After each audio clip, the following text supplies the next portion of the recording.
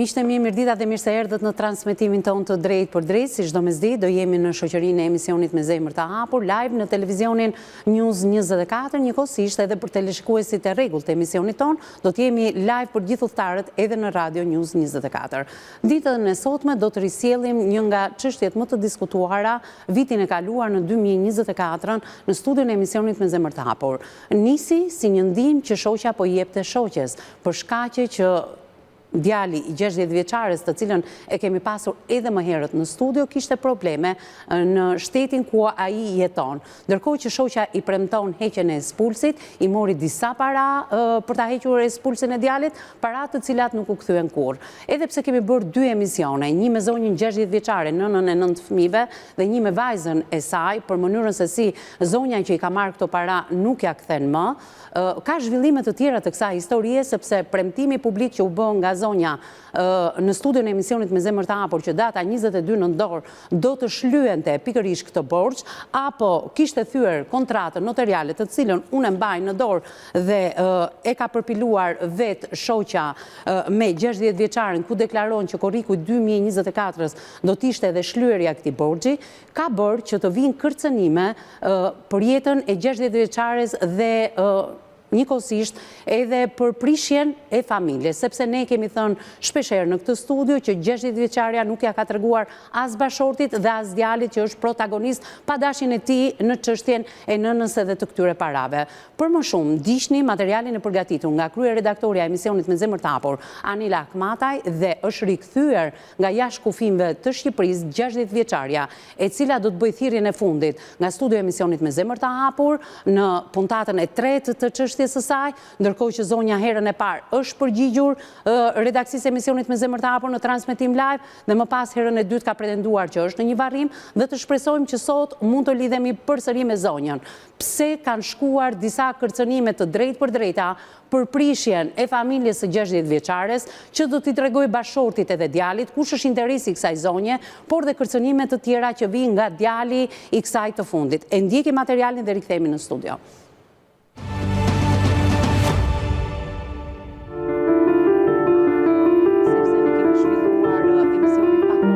Në studion e emisionit Me Zemër të Hapur janë trajtuar raste nga më të ndryshme, duke filluar nga problematikat familjare deri tek vrasjet makabre. E tillë është historia që u trajtua vetëm pak kohë më parë, ku një 60 vjeçare rrëfeus është mashtruar dhe gënjur nga një kolege pune në një biznes privat në kryeqytet. 60 vjeçaria rrëfeu se djali i saj kishte marrë ekspuls dhe mikesha e saj i premtoi kundrejt një shumë parash që ta njoftonte me një avokate, e cila do të jepte zgjidhjen e duhur. Pikërisht këtu nisi zanafilla, se përveç parave, shoqja e saj i mori asaj edhe bijuteri me vlerë të madhe, duke u shtirur si një person shumë i varfër. Pas përballjes në studion e emisionit, gruaja i premtoi live se do të ja shlyente borxhin, por kjo jo vetëm nuk ndodhi, madje gruaja dhe familja e saj, kryesisht djali, e kanë kërcënuar atë me jetë dhe familjen. Ndiqni emisionin.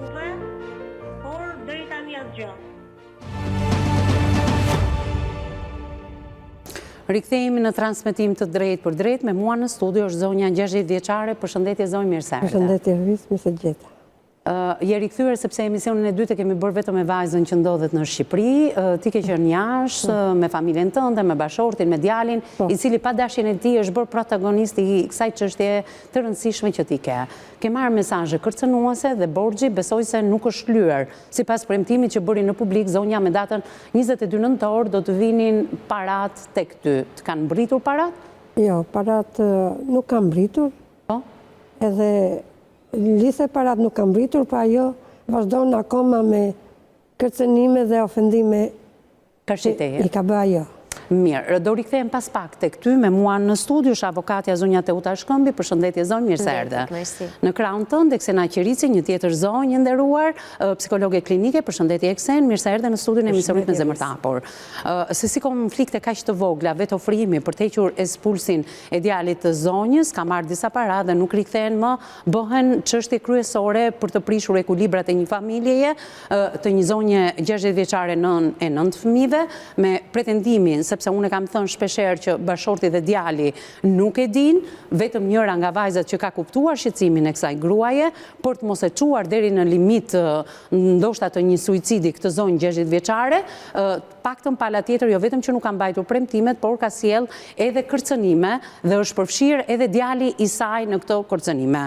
Gjithsesi, unë do flas me ju të dyja se si mundet, domethënë në Shqipëri, në qoftë se nuk i ke këto para borxh, mund t'ia thuash zonjës të presi, mund shkosh ti drejtohesh të gjitha institucioneve, por ama ta denigrosh figurën e saj duke i prishur familjen, raportin me bashortin, raportin me djalin, raportin sepse ajo është nënë e 9 fëmijëve me fëmijët e saj, por edhe duke e kërcënuar për jetën, kjo nuk është as pak, domethënë, jo vetëm etike, por deri kriminale, jo ligjore, sepse zonja thot në këtë studio ditën e sotme që është shumë e shqetësuar dhe madje paralajmërimin për shqetësimin e saj ka dhënë edhe vajza në emisionin e dytë. Dua të kaloj pak tek zonja në këto momente.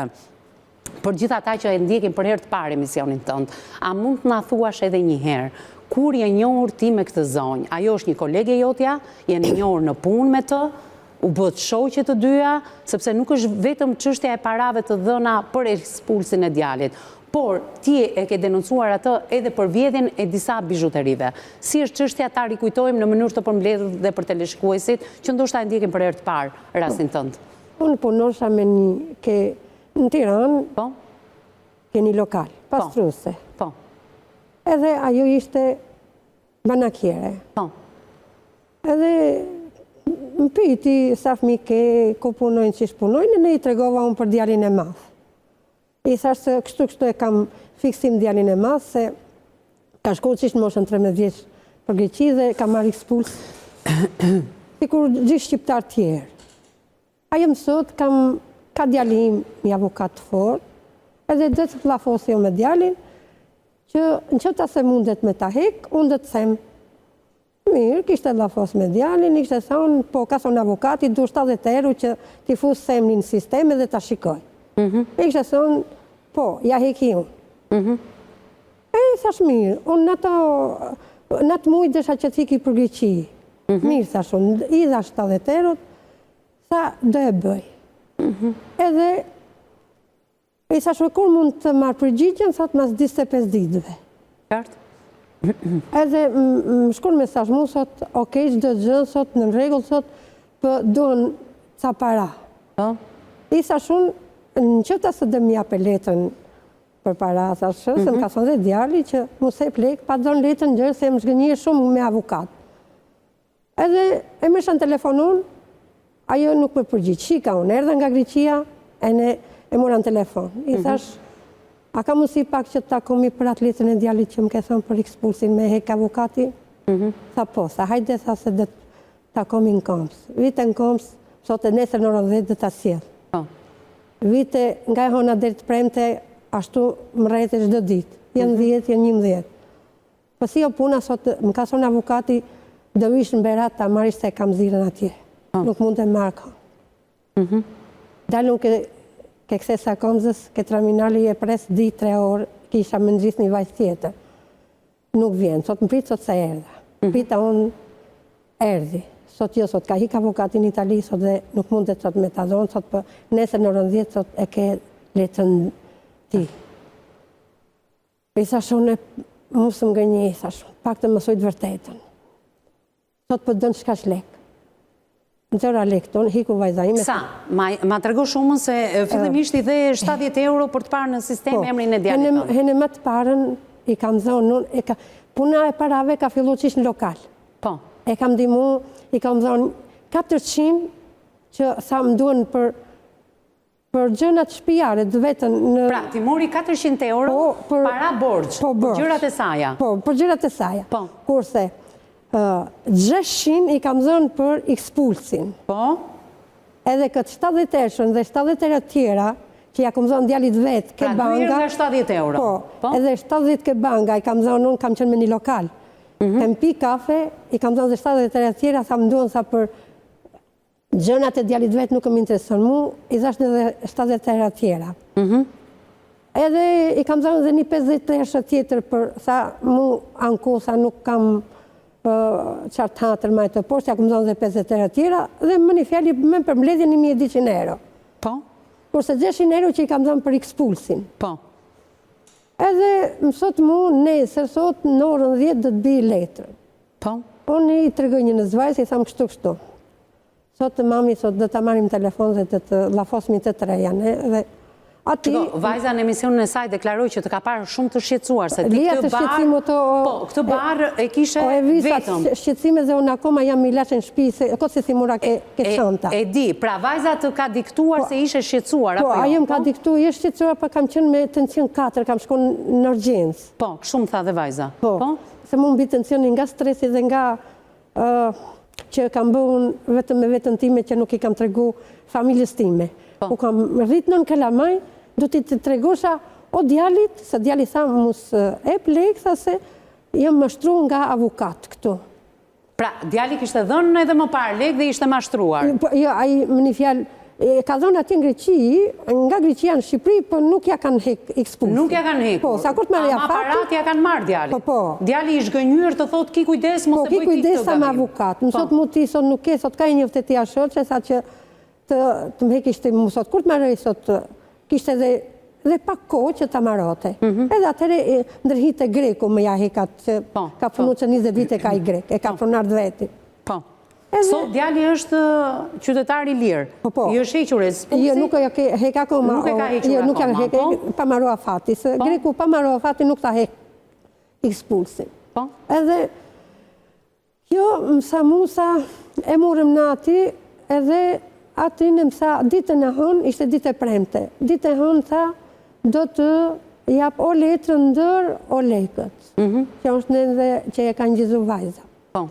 I sa vajza ti, sa nuk dërluish do të me parët e mamit tim, që i ka me djesën e vetë. I kisha me djesën tim ata. Pra, vajzës si ja pranoj kur ajo pa gjëndjen tënde shumë të vështirë. Vajza e kuptoj, i the vajzës, vajza mori takim me zonjën. Apo jo? Po, ishim të trejana. Vajzës ja ka pranuar? Po, ja ka pranuar vajzës edhe mu, edhe vetë sa se unë, sa dë vajap, sa lekët, sa se kanë gënjë avukati. Unë nuk i di, kush është avukat? Unë nuk i di, unë nuk i një farë avukatin. Ma ka thonë si emën, për nuk i di. Unë se kam takon një herat avukat. Pra nuk e ke fiksuar emrin që në qoftë është i vërtet avukat apo jo? E di si emër, për nuk du që ta vaj di ajo emrin avukatit. Emri i këti personi është verifikuar nga ju, është avukat apo jo? Nuk e di. Nuk e di ato, se është avukat, apo ka gënjë avukati këto, e më ka gënjë kjo mu. Ose lekët, a i ka marrë avukati e gënjën kjo dhe më nëzirë avukatin, ose i ka marrë kjo lekët për gjënat shpijaret për vetën e vetë, edhe nuk të regon. Pra ti nuk di, në që se edhe ajo është prej një mashtrimi nga avokati, apo ajo ka kryuar gjithë të skem të këty? Nuk e di, se që skeme ka kryuar ajo, është vëshpirti asaj e di. Po, u takuan me vajzën dhe pranoj gjithë shka, audio të cilat ne i kemi nëzirë në emision. Po, atër, anëm sot mu, prapë sot kjo dhe hiki me 25 mars, me 5 mars dhe hiki për Itali, sot kur së këthejmë dhe të jap letrë. Po. 5 mars të 2024. Po. E miri, sa shumë, i bësha mesazhe, unë i sosha a shkove, tërma të poshtot, kur ertë rasti për në prill, i sa shumë, a hiki në Itali, i sa po. E në i sot të gotë, sa sot dhe gjok ne. Tani sot me i zonë mamit, sot lek, sot se mami sot nuk shkon sot ditë për ditë spital për ti, sot lek ti ka të djeshës vetë dhe mundin e vetë. Sot, kjo sot po, dhe t'japë sot kartën e bangës, pashaportën dhe kartën e identitetit. Që me datën 20 çdo datë 20 ma pensionin, ti do shkishti ma ishti. Mirë, mi za unë, kur pashaportën, kjo s'kishtë shko në Itali fare. Kur shkoj unë me datë 20 tërë hekim lekt ishin marë. Dhe e marë në telefon. I thash, dhe gjokni, mu vinë shumë kështë që jam marrë unë me ti në ratë parë, jo ti me mu.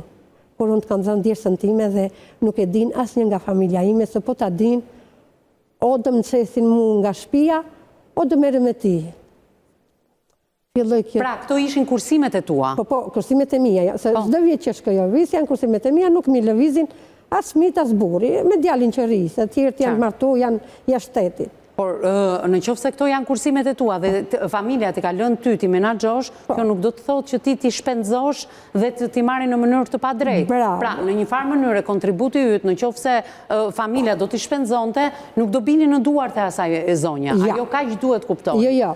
Unë i kisha lekët e mia që punoj vetë dhe i maj vetë, edhe më duhen për gjënat në shtëpi që mos t'i saj mas burit as djalit, i kam vetë lekët e mia dhe nuk mi. Po shumë mirë bë, sepse kështu duhet funksionojnë për familje. Kisha vis nën Kalamaj.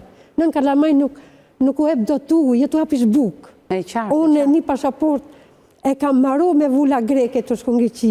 Tani jam të maru pasaportën tjetër me vula. Kur të hajt djesën ti, ajet pak të të marrë një telefonat, bëjet, thote që, oj zoj të më falish. Nuk i kam më këto para. Po nuk i kam, do t'i bëj për një vit, nuk do t'i sosha gjë. Shiko, ajo ka lutur pak edhe me gjendjen tënde emocionale edhe me të gjithë pjesën e dobët që ti ke treguar asaj. I ke treguar që bashorti nuk i di, që janë kursimet e tua, që djali nuk i di, që djalit ka paralajmëruar. Por kjo nuk do të thotë që ti në një të ardhme je njëri pa njëri dhe nuk do t'i kërkosh këto para. Edhe sikur të jesh e tillë, këto para janë të tua dhe të takojnë ty. Mënyra se si ajo ka marrë shumë e shumtuar, sepse ajo ka plotësuar dhe një deklarat notariale. Se ti the 1.200 euro. Po 200 se sa të të jap, mos e llogarisim sa ke noterja, se unë isha dakord se gjithmonë. Po pse nuk duhet ta llogarisni ke noterja? Jo, sa gjithmonë unë e sosha vis se kam vuj vetë dhe është një grua e vujtme dhe mos mi jep kështu. Qiko, ajo nuk i qanë hallet e tua, me hallet e tua luan ping-pong, ndërsa ti i qanë hallet e zonjës. Bravo. Që është një zonje vetme. Po, ajo vetëm di fëmijë, ka me ata di fëmijë, sot ankohet dhe ka hibër, unë nuk i di, kurse non Kalamaj nuk më hibër deri më sot që ti tham dikuj shëtës. Shiko, zonjë, se ti e 60 vjeqe, nuk ka rëndësi sa Kalamaj ke sjell, ti bravo të qoftë që ke sjell. Jo, jem të thonë që nuk kam gënje njëri, ose s'kam mashtru njëri, këto du të dalon. Unë s'kam mashtru njëri, nuk e kam sonë që mi jep parati gjithë se cilit janë parati gjithë se cilit. Mjafton që ato të jenë me punë dhe me djerës dhe nuk ka rëndësi se sa fëmi ke ti, që është shumë e vështirë të rrisësh 9 fëmi, sidomos në kohët e sotme. Nën Kalamaj nuk rritën do të rrisë, kam nënë edhe pa buk 24 orë, ku kam rritë fëmit. Se mu të gënjë dikon dhe se më vita i bërshlim, vitë ndërëm, sot të mi e plek. Kur e kuptove që po bje pre mashtrimit, kur i erdi kësaj pune që ti e mashtruar? A di ku mashtrova unë? Ku kem gënjete çdo ditë se ishte qishtë nëntor të vitit 2023, që hika në Greqi, por u ktheva nga Greqia dhe i dhash dhe lekët tjera që bë lafosën për punën e ekspulsit djalit dhe ajo mi merte dhe hikte e gëzume dhe shumë e knaqme që e mashtrova një zoj, ati unë e parë se kjo nuk dhe më jape lekë mua. Edhe kjo dhe më gënje, kjo më ka gënje dit për dit, muj për muj, e të hecë për 2 vjetë. Edhe ata lekë unë i kësha bë të më lesë shërbejle në malë, e ja kësha thonë dikuj kur të futëm për djallin, ja kisha shli. Unë nuk e di se, unë nuk jem të i zonë asa edhe sëtë, ajo i kështë thonë vajzës me datën 25 janar dhe të i shli lekët. Erë datën 25, as telefon nuk mori. Shiko, në tha dhe neve publikisht me datën 22 nëntor. Bravo. Madje e mbylli telefonin si kur në këtë studio po bëjë nami ndaj asaj zonje, e përdori për audiencën e këti emisioni, ne i kërkuam ndje sepse ajo në fund pasi u iritua dhe u vu me shpatula pas muri nuk u ndje mirë, përsëri ne e mirë kuptuam dhe i kërkuam edhe ndjes, por edhe ndjesa dhe lojrat e kësaj zonje, e cila në momentin që vajza jote ka qenë në këtë studio, pa prezencën tënde se ti ishe në Greqi, ajo pretendonte se ishte në një varrim. Gjithsesi, e mbyllim këtu diskutimin e parë, ne do rikthehemi edhe në detajet të tjera. E shikoj që të dyja zonjat janë shokuar për sa i përket kësaj marrëdhënieje që ti ke pasur në mirë besim me një kolege që ke quajtur shoqe, ajo nënë e 2 fëmijëve dhe ti po i qanë hallin dhe problemet që ajo ka, por ajo ka luajtur me ndjenja dhe me hallet e tua. Ti e 60 vjeçe, je nënë e 9 fëmijëve, bashorti nuk di gjë, djalit ka paralajmëruar, mos i jep ato para, publicitet, rikthehemi një herë në studio.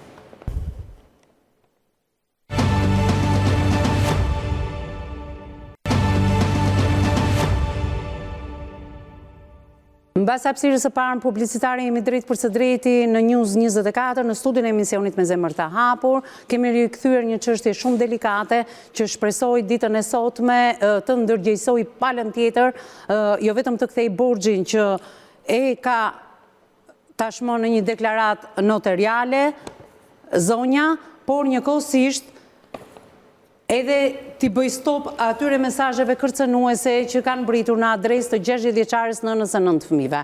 Rikthehem me ty zonjë. Atëherë, kur vajza ishte në studion e emisionit Me Zemër të Hapur, nuk arritëm të përballeshim se ajo thoshte që jam në një varrim. Dhe e respektuam edhe për herë të dytë këtë zonjë, e cila në emisionin e parë u përball me ty, tha gjithçka dhe nga pyetjet tona ajo u vu me shpatulla pas muri dhe bëri viktimën, duke thënë që nuk ndjehej mirë. Çfarë ndodhi pas 2 emisioneve me ty drejt për drejt? Sepse ajo me sa duket nga mesazhet është e pakënaqur që ti ke ardhur në një studio televizive.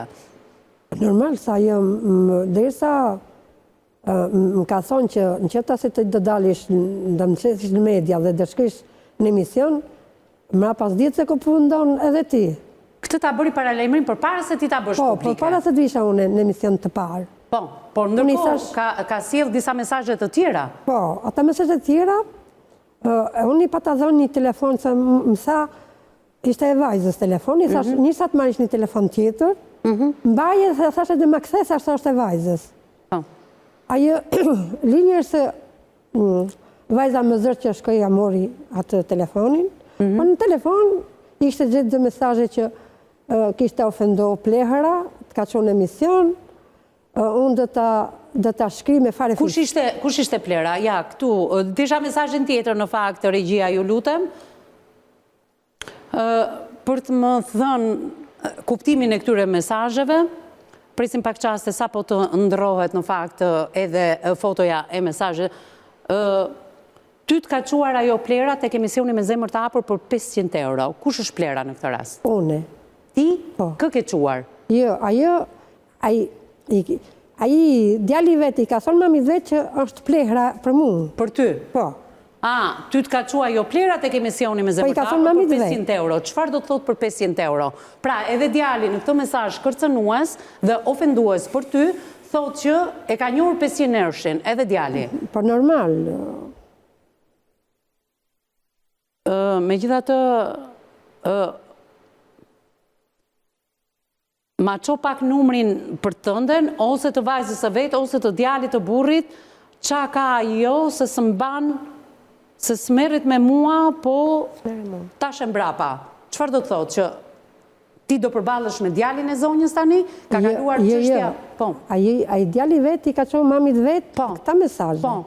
Dhe unë nuk kam komunikim. Që më numrin e vajzës, të djalit, po ai ka thonë më çon numrin e vajzës, të djalit ose të burrit. Po. Që nuk i di mendimet atine se për çfarë arsye i ka thonë që ta fuse në familje këtë konflikt. Kjo është një korrespondencë midis djalit edhe zonjës. Bravo, djalit vetë dhe zonjës, se i kanë shkruajt njëri tjetër. Dhe nëna i thot, po jo më driti, thot djalit, se unë nuk mërzitem, por kam hallin tënd. Për çfarë ka fjalën? Nuk e di. Se për çfarë, nuk e di. Unë dëgjoj një zë në fakt as në kufje dhe as në studio, nuk e di në qoftë se e kam zonjën. E dina jo, nuk e di. Masi kam marrë nga Greqia, mi ka tregu Ela që ka marrë. Zërin e dua me njërë në transmetim, sepse mund të kemi që zonjat na dëgjojnë e bisedën dhe të na mbylli telefonin. Kështu që të bëjmë kujdes me zilen telefonike që do ta kemi që në moment. Atëherë, zonjë, mund të më thuash? Po nëse ti mos u streso për këtë punë, se po s'mundesh, masane të madhin Zot, me të gjetë gjatë ty, ka me i shkri si fis. Bravo, po.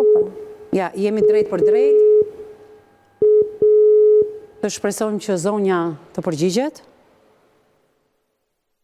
Alo? Atëherë, e përsërisim edhe njëherë lidhjen e drejt për drejt në këto momente, e bëjmë gati për dhënë edhe shpjegimet e këtyre mesazheve shumë të rënda, të cilat janë në një komunikim nëna dhe djali.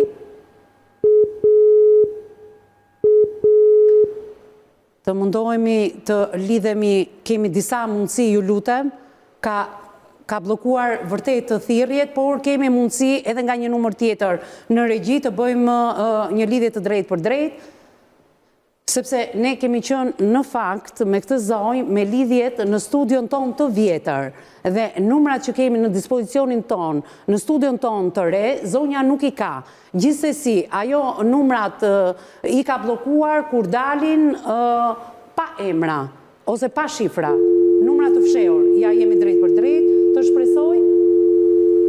Gjithsesi, nuk e kuptoj këtë lidhje në regjisë.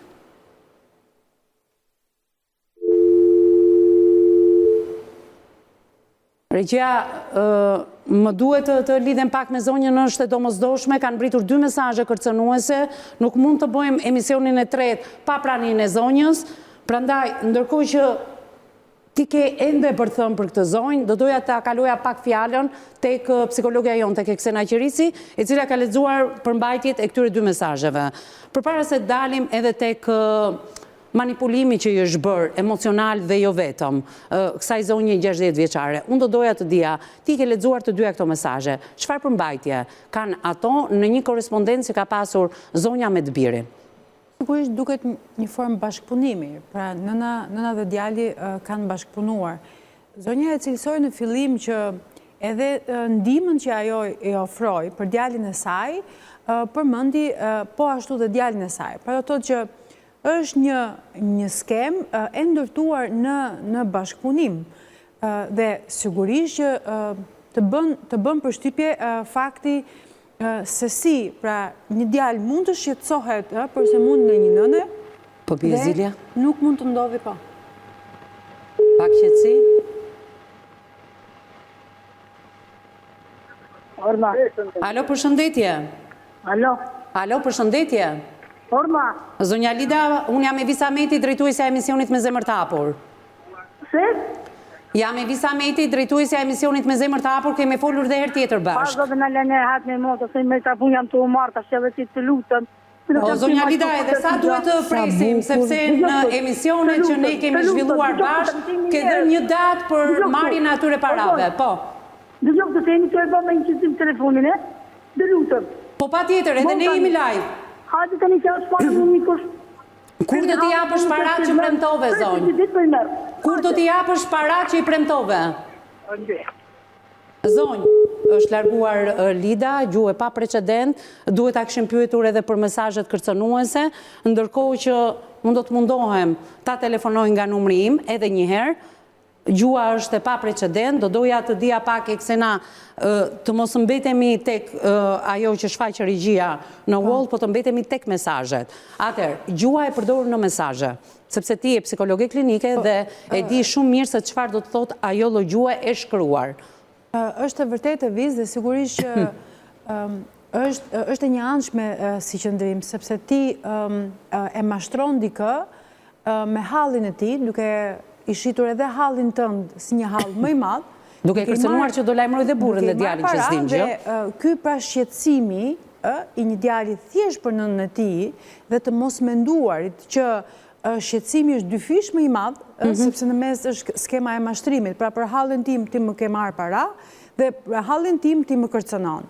Dhe kjo është edhe më e rëndë, edhe më dëmtuese për çdo që kupton që është një pjesë e skemës së mashtrimit. Për më tepër të përdor hallin për të kërcënuar edhe me jetën. Dhe kjo e bën edhe më irrituese situatën. Apo përdor pra emocionet, përdor një situatë varrimi, përdor emocionet dhe halle të tjera.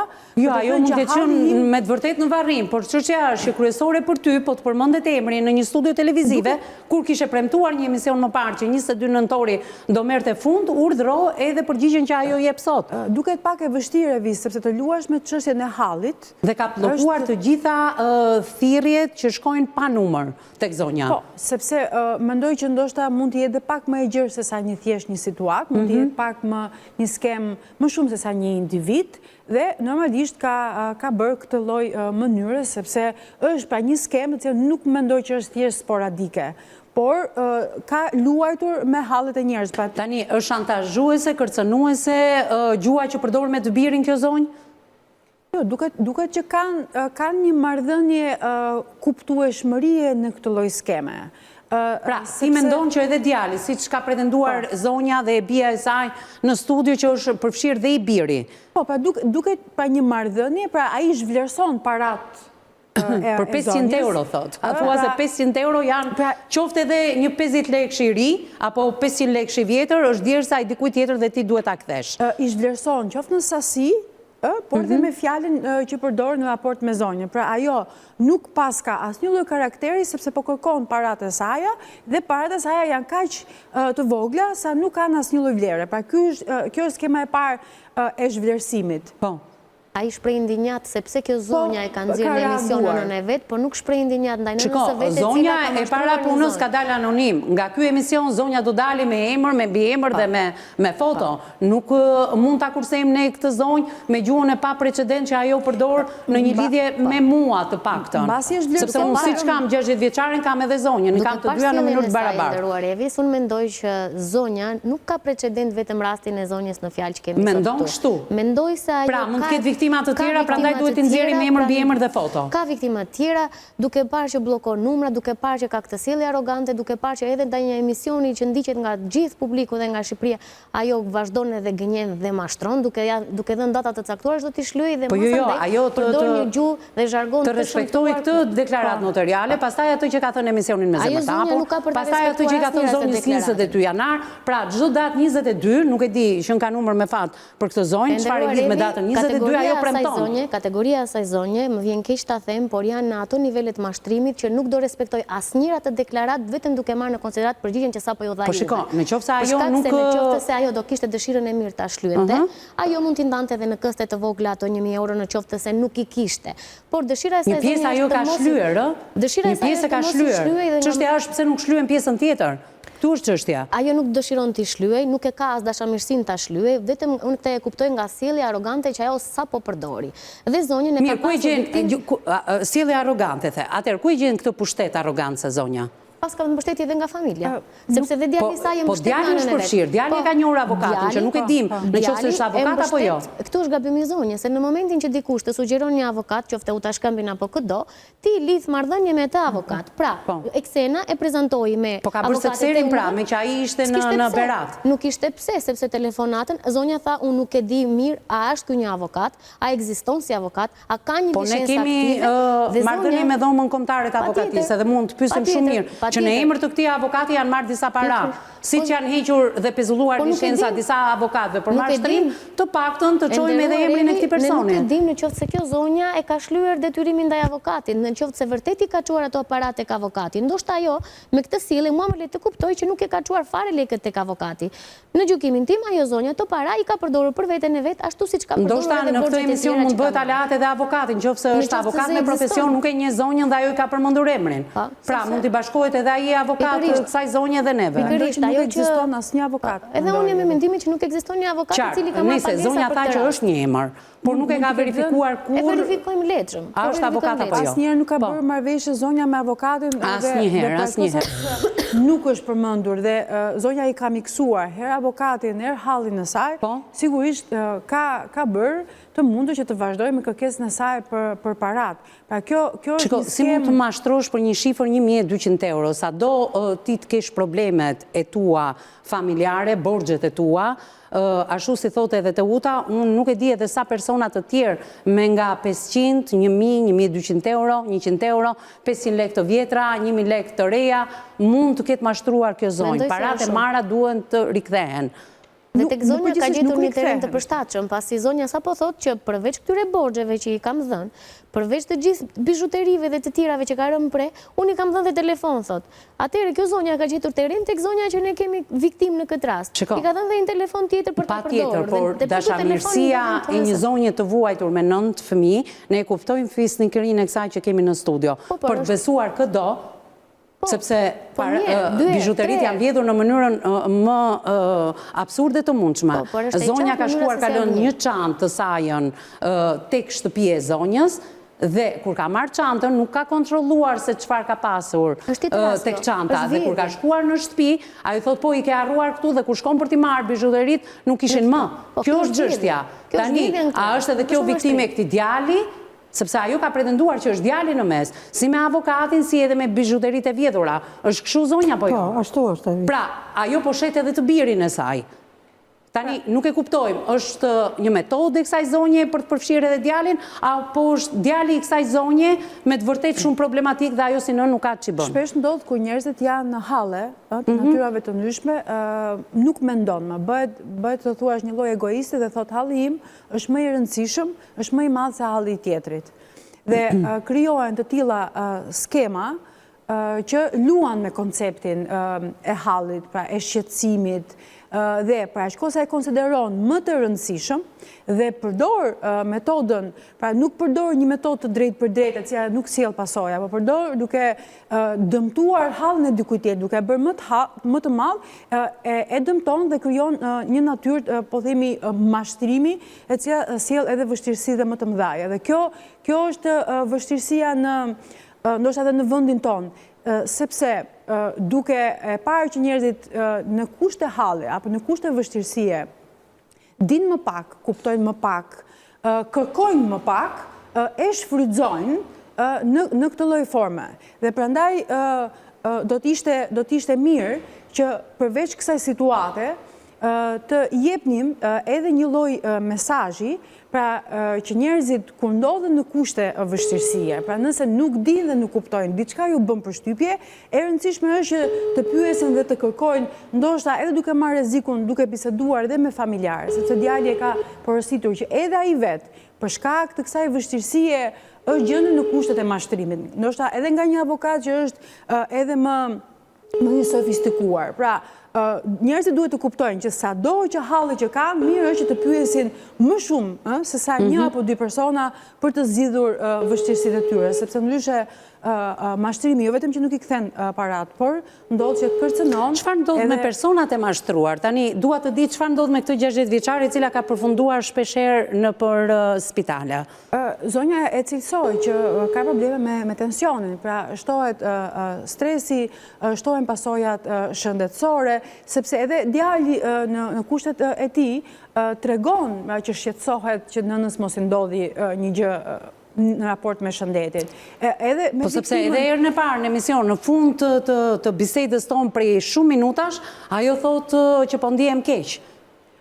Patjetër që ndihet keq, por ti po ndihesh keq në kurizë të një halli të një personi tjetër. A mendon se edhe vetë zonja është ndoshta viktime e fëmijës së saj dhe nuk di si ta zgjidhë këtë situatë? Patjetër që në fillim, pra çdo kush është viktim.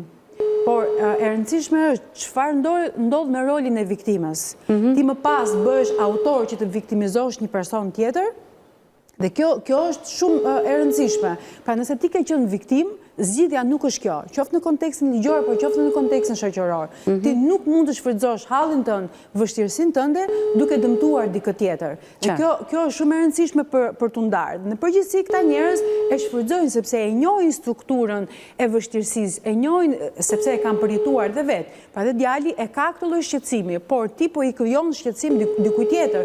Dhe kjo është shumë e rëndësishme për të theksuar kush e zgjidh hallin e vet pa dëmtuar tjetrin dhe kush e zgjidh duke krijuar një skemë mashtrimi, sepse mund të duket një situatë në televizion, por mund të jetë pak edhe më e gjerë, nëse djali i tij është kaq i komplikuar dhe kërcënon edhe me shuarin e një fisi. Po. Ndërkohë që ne telefonojmë zonja nuk e ha, por çfarë donte të thoshte me ato fjalë, doja ta dëgjoja nga vetë zonja. Çfarë donte të thoshte me ato fjalë, më lini rehat dhe unë po ju regjistroj. Ndërkohë që ne jemi në një studio televizive dhe ky emision mbetet edhe në YouTube pas pak. Tregon për një ngarkesë emocionale, pra sepse ky presion i vazhdueshëm, pra për të rikthyer disa para që ndoshta në mendjen e saj s'kishte për të rikthyer. Dhe ky presion mediatik sigurisht e ka vendosur edhe atë përballë disa vështirësive emocionale dhe por nuk ka qenë ky qëllimi jon. Ne kemi qenë që në fillim që zonja t'i shlyente parat, të bënim një marrëveshje, pastaj është zonja që ka kthyer situatën po kështu. Sepse nuk ka para e vis, ndoshta dhe ajo... Po mi pra, në qoftë se s'ka para, mund ta mirëkuptoj zonjën, po të japi një përgjigje të drejtë për drejtë dhe të paktën nga këto mesazhe të shkëmbyra me të birin, unë nuk e di sa rrezikohet jeta e kësaj zonje, se shëndeti i saj po rrezikohet për shkak të këtyre parave. Po edhe të kërcënosh që më jep numrin e vajzës, të djalit edhe të burrit, duke e ditur që familjarët e saj nuk din asgjë përveç vajzës, që e ka kuptuar dhe i ka thënë nën, ti po smure shumë shpesh, çfarë ke, kush është halli jot? Dhe bravo i qoftë për këtë gjë që e ka nuhatur dhe që i ka hapur zemrën të bijës, kjo nuk do të thotë që pjesa tjetër se djali ka paralajmëruar, mama mos je para, se unë jam zhgënjur nga të gjithë marrin para dhe procesi im do kohë derisa të përfundoj afati. Po, dhe pra qëllimi prandaj duket që është negative vis, sepse duke shfrytzuar një element tjetër, që zonja e ka bërë pra gjithë këtë ndihmës të djalit të saj. Pa e vënë në dieni familjen, sigurisht do ta përdori dhe këtë element që zonja të tërhiqet nga kërcënimet e saj dhe të mos pretendoj asnjë lloj para për të rikthyer tek ajo. Pra, kjo është vështirësia e skemës së mashtrimit. Pra, ti hallin tënd e shfrytëzon që të dëmtosh qëllimisht dhe ky qëllim është i dëmshëm, pra nuk është as pak njerëzor, sepse të gjithë njerëzit kanë hallet dhe vështirësi, po jo në kurisë të tjetër të zgjidhësh hallin tënd. Nëse ti do bësh një raport vlerësimi pikërisht me këtë koment që sapo bëre në studion e emisionit Me Zemër të Hapur, gjykata do vendosi çfarë do ma thotë Uta në pjesën e tretë të emisionit. Ndjekim publicitetin e dytë dhe rikthehemi një herë në studio.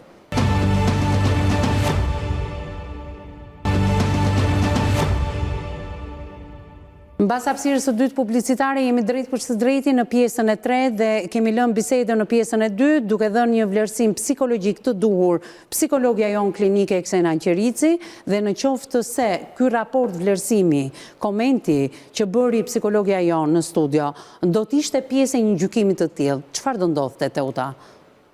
Patjetër që në qoftë se gjykata do t'i futej me kaq detaje dhe duke marrë për konsiderat edhe një raport psikoklinik të një psikologe, normalisht që kjo çështje do të merrte më tepër zhvillim dhe do t'i përqendrohej më së tepërmi. Megjithse rastet që janë të shpeshta, fatkeqësisht rastet të tilla të mashtrimit në gjykatë kur drejtohen, zakonisht drejtohen rrugës civile. Pra, çdo kush nuk e ka interesin ta ndjekë nga rruga penale për të bërë mashtrimin dhe masandej për të marrë dëmin e shkaktuar, por i drejtohen drejt për së drejti gjykatës civile, pasi interesi këtyre personave është vetëm të marrin lekët mbrapsht dhe nuk duan fare të hyjnë themelit të gjës për të shkuar që ky personi më ka mashtruar, të vuaj dënimin e mashtrimit që ka bërë dhe masandej të merre me pagesën që duhet të më kthej mbrapsht. Pra, i gjithë interesi është të marrë lekët e mia mbrapsht. Edhe jam e bindur që edhe zonja të kërkon të marrë lekët e veta dhe nuk do që kjo zonjë të dënohet apo të ndiqet kaq me detaje me një urdhër nga gjykata penale apo edhe të dënohet. Nuk ka fare interes të dënohet dhe zakonisht do të rëndom kështu. Në momentin që i drejtohesh në gjykatës civile, pra mbani në dorë një deklaratë notariale. Përpara se dalim tek deklarata notariale, sepse po më flasin në kufje nga regjia, duhet përshëndes vajzën e zonjës. Përshëndetje dashur. E dashur, përshëndetje. Derisa të rregullohet telefonata, ndjes për shqetësimin. Është do të thoya ishte që zonja ka bërë një deklaratë notariale dhe zakonisht deklaratat notariale kur mbajnë përmbajtje detyrime në to holla, zakonisht drejtohet gjykatës me një kërkesë për titull ekzekutiv dhe me njëra të kërkesja drejton në studios përmbarimore për të vjelur këto të ardhurat, qoftë edhe me interesin apo kamat vonesën sipas kodit procedurës civile. Ndodh tani më që ajo deklarat nuk shkon dot në gjykat me një titull ekzekutiv. Pse? Sepse ka kusht dhe një ndër kushtin që ka është edhe afati. Me sa unë e pash, ajo ka një afat diku te një data korrik 2023 që duhet të shlyej, nëse unë nuk gaboj. Dhe kjo i bën kësaj deklarate një kontratë. Në këto kushte nuk mund t'i drejtohemi dot gjykatës me kërkesë për lëshimin e urdhit të ekzekutimit, por zonja detyrohet të drejtohet gjykatës me objekt kthimin e kësaj shume dhe kamat vonesave sipas interesit të bankës. Gjithsesi një proces gjyqësor të gjatë dhe jo një titull ekzekutiv. Pra, më fal, po pse nevojite kjo deklaratë notariale dhe pse nuk e përshkruan këtu noterja e cila ka dy zonja dhe mund t'i thonë shumë mirë që kjo nuk është titull ekzekutiv dhe a duhet ta bënte noterja këtë deklaratë notariale të njihej si titull ekzekutiv? Jam pyetje. Realisht duhet ta bënte. Po pse se ka bërë? Pasi kohët e fundit. Se kjo është një mashtrim i dytë që po i ndodh zonjës. Të gjitha këto rrezohen, në qoftë se shkon në gjykatë me kërkesë për lëshimin e titullit ekzekutiv, gjykata e argumenton, ka një vendim unifikues të gjykatës së lartë, të cilët nuk e pranon këtë kontrata, i kalon kontrata, nuk i kalon drejt për drejt me titull ekzekutiv. Dhe si kontratë me kushte ti duhet i drejtohesh me padi. Pra noteri tashmë me padi të tjera shpenzime parash. Po mirë, ku ka qenë interesi kësaj noterës tani, se nuk arrit ta kuptoj. Nuk mund ta bëjmë zonjë viktim për të disa të herë. Nuk mendoj se ka diçka dashakeq, se ndoshta edhe noteri nuk e ka ditur që në qoftë se vendos kushte në një deklaratë notariale, po preferoj ta them kështu se nuk di çfarë të them, mungesa e profesionalizmit të noterëve duhet ta t'ju tregojnë këtyre. Po jo, se noterja këtu po na del bashkëpunuese me zonjën tjetër. Duhet t'ju tregojnë këtyre personave që nuk duhet të vendosen kushte në këto deklarata, se në momentin që ka kushte, automatikisht nuk ka lëshim titulli ekzekutiv, po me vendim gjykate me objekt. Të kërkoj edhe një ndjes. Në qoftë se mi ktheni regjia, ju lutem mesazhet. Këto mesazhet do shkojnë dhe do denoncohen tashmë në polici dhe në prokurori. Gjykata çfarë vendos në lidhje me kërcënimet që janë marrë? Do merren seriozisht këto dy mesazhe, duke pasur edhe këtë konflikt interesi? Me sa unë lexoj këto mesazhet, e mesazhi parë, ajo biseda që djali i drejtohet nënës vet, ndjen një farë shqetësimi për nënën e vet dhe thot ti të mos smuresh dhe vetëm për 500 euro të ka quar ajo në emision, ndërsa tek e dyta unë shoh mesazhe kërcënuese, pasi ai thot që më jep mua numrat e kontaktit të familjarëve të zonjës dhe tash e tutje merrem unë me ta. Tash e mbrapa merrem unë me ta. Patjetër që ka doza kërcënimi, por përpara se të shkohet në gjykatë është një kalvari gjatë, pasi shkon dosja prokurorisë, është prokurori ai që bën hetime dhe vendos në qoftë se këto mesazhe janë aq të rrezikshme sa çështja duhet të shkojë për gjykatë apo duhet të pushohet aty për aty. Në fakt njoftohem nga kryeredaktorja e emisionit Me zemër të hapur, por edhe ndjen zhurmat në studio, është në lidhje të drejtë për drejtë nga shtëpia e saj, vajza e zonjës. Përshëndetje dashur. Nësa duket kam një problem me këtë lidhje? Përshëndetje? Alo, përshëndetje? Alo, përshëndetje. Ju lutem a kaloni pak në kufje? Unë të falenderoj dashur që jeni përsëri në mbështetje të nënës tënde, tentuam ditën e sotme të lidheshim me zonjën, morëm një kërcënim që unë telefonin e kam në regjistrim, ju prezantova se kush isha, ajo e dinte shumë mirë, sepse ka folur me mua edhe në emisionin e parë, edhe në emisionin e dytë që ishte në një varrim. Megjithatë, ajo iku me një lloj arrogance nga lidhja telefonike, kemi telefonuar disa herë zonjën, por në duart tona ka rënë disa mesazhe që ajo i shkëmben me të birin në formë kërcënuese për nënën tënde, për ty, për vllajin dhe për babain. Nuk e dëgjoj qartë. Po patjetër që nuk më dëgjon qartë, ju lutem regjia, më vendosni komunikimin siç duhet me zonjën, as unë nuk e kam në kufja, as ajo nuk më ndjen qartë. Megjithatë, kush janë hapat ligjor derisa të rregullohet edhe ky problem që kemi? Patjetër, siç edhe e përmendat, zonja duhet i drejtohet gjykatës, në interesin e saj është të marrë këto para mbrapsht. Patjetër që instanca duhet bëjnë dhe punën e dur, edhe ky emision mund të përdoret që zonja t'i bëjë një denoncim për mashtrim dhe çështja të ndiqet edhe penalisht. Por ajo që intereson zonjës në këtë rast viktimës që ne kemi në studio, është patjetër që t'i marrë këto para mbrapsht dhe normalisht do ndjekë rrugën civile. Pra, me anë të një padije, kthim detyrim shume, ajo do t'i drejtohet gjykatës civile në mënyrë që të marrë mbrapsht lekët e saj, të cilat zonja nuk i ka kthyer dhe përfshi këtu edhe interesin sipas kodit procedurës civile që është gjithmonë sipas interesit bankës. Masandej kur të ketë në dorë vendimin e formës së prerë do t'i drejtohet një studio përmbarimore e cila do të vjelë këto para. Normalisht nëse zonja i ka, se është edhe kjo një problematikë. Sa kostoja dua të di koston tani. Se flasim që t'i kthehen mbrapsht. Zonja pretendon 700, ajo tjetra pretendon 500, gjithsesi jemi përballë këtij fakti. Jemi sinqert, kostoja e këtij procesi gjyqësor është më e lartë se sa zonja ka për të marrë mbrapsht. Sepse por të marrësh edhe kosto shëndetësore, stresi, por mund të kesh kosto në familje, për problemet familjare që mund të hapen. Po, por ajo është në qoftë se ne do t'i drejtojmë gjykatës për të marrë edhe dëmin e shkaktuar. Të gjitha këto përfshin te dëmi i shkaktuar që zonja deri tani ka heshtur, familja e saj nuk di gjë.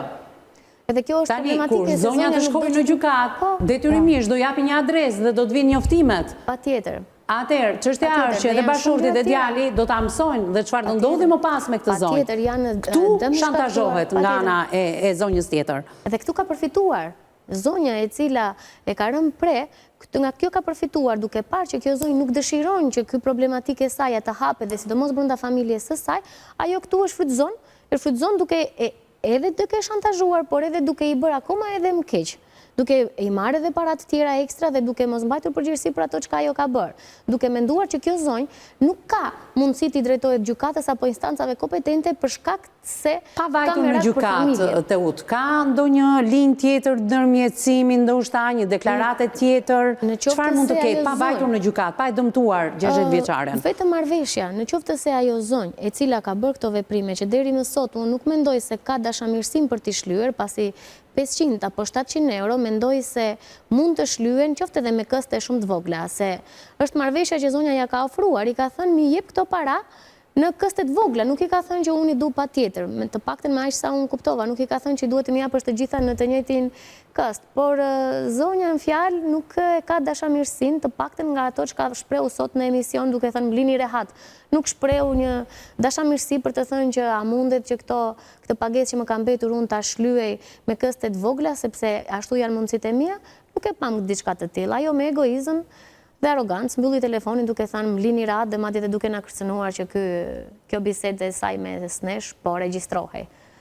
Mirë, unë dua të lidhem edhe një herë me vajzën, nuk e di se si ndjesh, sepse ke pasur momente emocionale të forta, duhet theksuar kjo gjë, por që audienca nuk e kupton për shkak edhe të mbulimit të imazhit tënd dhe do doja ta komentoja në fakt me Eksenën. Një shpërthim emocionesh, ne kemi parë mjaft qartë dhe pikërisht vjen nga mbështetja që ju të dyja i keni dhënë kësaj zonje. Është e vërtetë vizë, ndoshta është momenti për të theksuar që personat që janë viktimat e mashtrimit sigurisht u instalohen ndjenja faji, pa aftësie, pra se si ti e gënyer, dhe pikërisht prandaj skema e mashtrimit është në natyrë kriminale, sepse e bën viktimën që të ndihet inferior, të ndihet keq dhe të bie pre e abuzimit në vazhdim. Pra, kur një person nuk arrin do të kuptojë në një situatë kaq të dukshme, do të thotë që konteksti emocional, pra halli që ka patur zonja, e ka dhënë mundësinë që të kuptoj hallin e saj. Ndikon në krahun tjetër, halli i zonjës nuk ka qenë për të kuptuar dhe për të ndihmuar, ka qenë për të shfrytzuar, dhe prandaj këto ndahen si qëllime. Dhe njëra është më dëmtuese, është më kriminale, tjetra është kuptuese. Pra zonja e ka kuptuar sepse ka vuajtur vetë. Ajo tha, është nën fëmijëve dhe nuk ka përdorur skemën e mashtrimit për të mbijetuar në vështirësinë e saj. Një nën me 2 fëmijë e përdor ndoshta vështirësinë e saj për të mashtruar ose për të përfituar nga halli që ajo ka. Dhe kjo është e nevojshme që të diferencohet, që edhe në këtë kontekst ne ndihmojmë zonjën në raport me familjen për të kuptuar që zonja ka dashur të ndihmojë djalin e saj në vështirësi, ka shfrytzuar kursimet e saj, pra nuk është se ka fshehur në raport me familjen, por ka dashur që ta mbrojë familjen dhe pikërisht duke e shfrytzuar në këtë lloj konteksti, zonja vazhdon dhe e nënshtron si viktimë. Po ngushtohet rrethi që pjesa tjetër e familjes së kësaj 60 vjeçare, duke përjashtuar vajzën që është bërë aleatja dhe krahu i saj i djathtë, të kuptojnë diçka, flas për familjen e ngushtë, bashkëshortin edhe djalin, me cilët ajo jeton. Sepse jeton me këtë djalë, jeton edhe me bashkëshortin. Ndoshta mësimi të vërtetës se si parat që ajo i ka grumbulluar me shumë sakrificë djersën e saj, ajo e tha edhe punën e vështirë që bënte qoftë në Greqi, qoftë edhe në Shqipëri. Ta kuptojnë pjesa tjetër e familjes, të cilës ajo nuk ka guxim t'ia thotë. Çfarë mund të ndodhi, po ngushtohet rrethi i të kuptuarit të kësaj situate. Çfarë ndodh me zonjën? E rëndësishme është për ta lehtësuar. Se nuk mund ta çojmë drejt një gremine. Po, është e vërtetë dhe për ta lehtësuar emocionalisht dhe për t'i dhënë një lloj mbështetje për familjen për t'u afruar, sepse nëse nuk t'i afrohesh pozitivisht, do të vinë një lloj kërcënimi, pra dikush do e shfrytëzojë negativisht.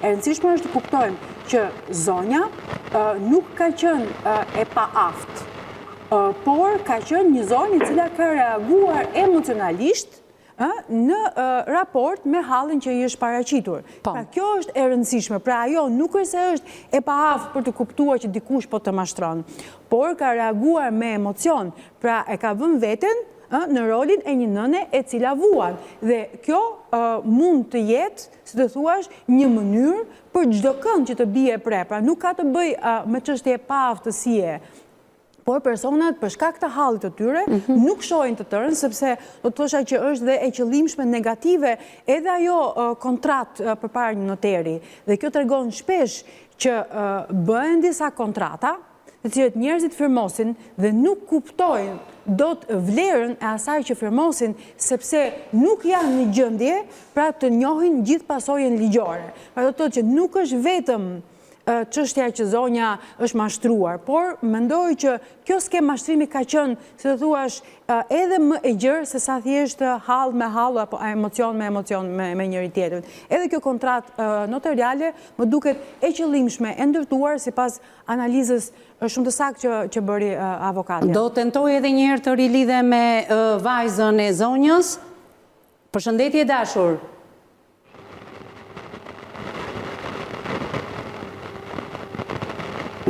Përsëri vajza nuk më dëgjon. E dashur, përshëndetje. Ju lutem regjia, a mundet që të marrë rregulloni edhe një herë këtë lidhje të drejtë për drejtë, në të kundërt, kryeredaktori e emisionit Me Zemër të Hapur të më japi numrin e vajzës dhe unë të lidhem nëpërmjet telefonit tim për të mos harxuar minuta, ndërkohë që në fund të këtij emisioni që po shkojmë drejt mbylljes, të kujtojmë edhe një herë për teleshikuesin se çfarë ka thënë në emisionin e parë kjo zonjë kur u ka në befasi nga ne dhe në një farë mënyrë ka pranuar gjithçka në emisionin e parë, ka pretenduar në emisionin e dytë që është në një funeral dhe nuk e shqetësuam, ndërkohë pam arrogancën në emisionin e tretë, por kemi dëshmuar edhe me mesazhe kërcënuese se çfarë ka diskutuar ajo me të birin e saj. E ndikim çfarë ka thënë në emisionin e parë? Atëherë, mund të më thuash zonja në telefon, shoqja jote, mikesha jote, ajo që të ka marrë këto para për shkakun e djalit, ka deklaruar që të ka mbetur edhe 2 këste të tjera. Përmendi dhe shifrat e këtyre 2 kësteve. Ti je dakord me këtë shifër apo jo? E sa tha jo visi? Ta pyesim edhe një herë, edhe sa i ke mbetur zonjë? 500.000. Edhe një 500.000 lekë të vjetër? Jo, a i haron ata 70 euro të avokatit, 70 euro të qëllita që këmarë këban nga komnin atene në lokal, besh me ti që i kam zonë lekët, e 50 euro që i kam zonë ke lokali ku pishim besh kafe, ku ke qenë në punë. Po pra na bëj llogarit zonjë, sa të kanë mbetur pa dhënë? Kanë met në 700.000, plus këta gjëra tjera që ja kam zonë une, me bilizika. Bashkë me gjërat e tjera, tani bërzulykët nuk i gjejmë dot. Jo, bilizika, të me përgjigjet për lekë, to visi se mi kërkon në djallë. Atere, sa është shifra që ti kërkon nga zonja, të lutem? Në 900.000 lekë më ka. 900.000? Po, me gjithë bilizika, me telefon, me orë, me ato gjëra që ja kam zonë. Ajo gënjen, unë nuk i doj me datë 20 ditë, se më ka thonë gjdo datë 20 ditë dhe t'i japë. Tu kemi shku ke noterja, ka thonë orvis, dhe t'i japë me 3 korrik, gjitha lekët, me 3 korrik. Atëherë, kjo është një pjesë e bisedës nga data 3 korrik, premtoj publikisht datën 22 nëntor 2024, u bë dhe emisioni tjetër në dhjetor me vajzën e zonjës, sepse ajo ndodhej pranë familjarëve të saj në Greqi dhe erdhi vajza në studion e emisionit Me Zemër të Hapur, ndërkohë që unë nuk e kuptoj edhe rolin në fakt zonjës në gjithë këtë histori. Më duhet të marr në fakt vajzën e tënde për të folur dhe me të, se si do vijoj e gjithë biseda, më pas, si do vijoni ju në nebi, për të mos e marrë vesh edhe pjesa tjetër e familjes, do dëmtojni shumë, gjithsesi, shpresoj që jem në një komunikim tashmë të sigurt me të. Alo, përshëndetje dashur, mu desh të telefonoja nga numri im, faleminderit që je me mua, dua të të shpjegoj me pak fjalë se çfarë ndodhi ditën e sotme.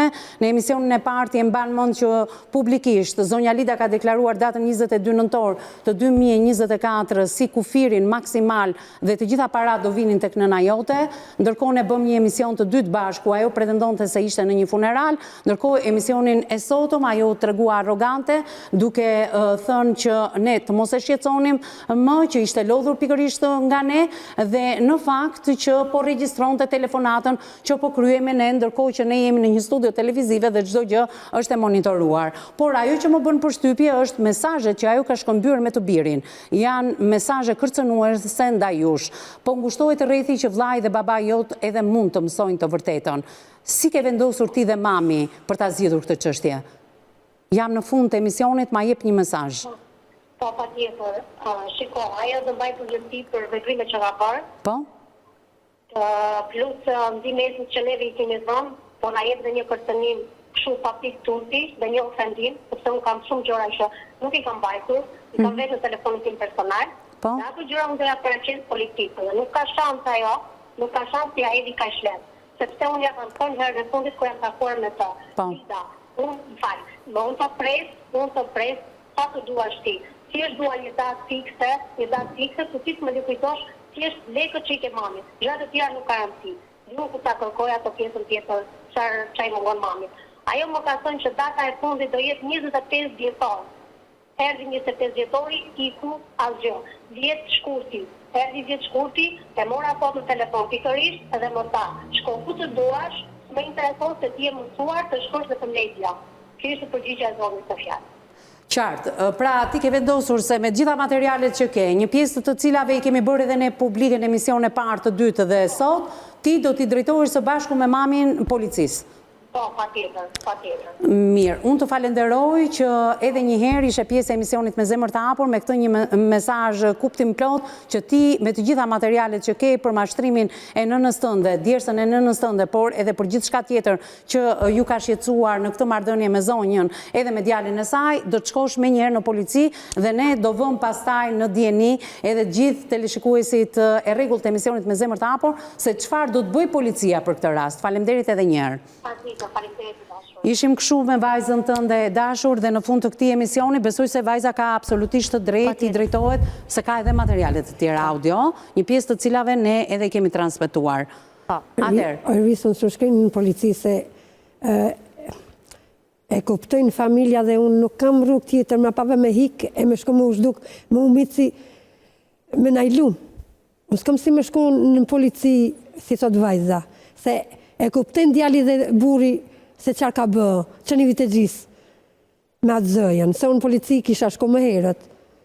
Po, unë nuk kam desht të me jape. Shiko, vajza është e vendosur. Po, ajo më ka thënë mu, do shkojnë polici. A ka ardhur momenti ti japër zemrën djalit edhe bashortit, mos kesh problemet? Jo, unë po ti japë zemrën atine, ma pas dhjetë se që ndosë, je me mu, se me mu mund të bëjnë, të lafosin në palet qarë probleme familjare, po debate bëvaki nuk do bëjnë, se sot e ka bë, për hirë djalit, i hapi probleme me ata tjerë, i hapi probleme me atë zënë edhe me djalin asaj, se sot më ka mashtru nonën dhe më ka marrë kaclik, edhe e ka kërcënue. Unë s'du që t'i hapi problem familjes time. Zonjën që në qoftë se bashorti ytë edhe djali ytë e mësojnë, mund të përshkallëzohet e gjithë situata, prandaj ti je në 3 emisione maraton për ta parandaluar këtë situatë. Po, unë nuk du vis që të shkoj dhe të vretën njëri me tjetrin, se unë e di se qarë familje, qarë buri, qarë djali kam,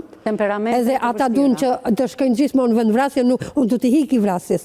Je të shkojnë në vrasje, ajo e ka qef që të vrasje, ta qef e quni dhe të vrasje. Mos e përmendim vrasjen, por janë temperamentet të tilla që... Jo, unë nuk du që ta qej familjen time në atë pozicion që të bëjë diçka që nuk duhet. Ne do jemi bashkë në kontakt.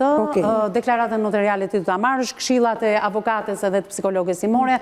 Vajza ka materiale mjaftueshëm për t'ia dërguar policisë, prandaj shikoni edhe këtë rrugë tashmë që ju ka mbetur dhe më pas të shikojmë në qoftë se ky shtet nuk merr masa për të parandaluar përshkallëzimin e një ngjarje tjetër.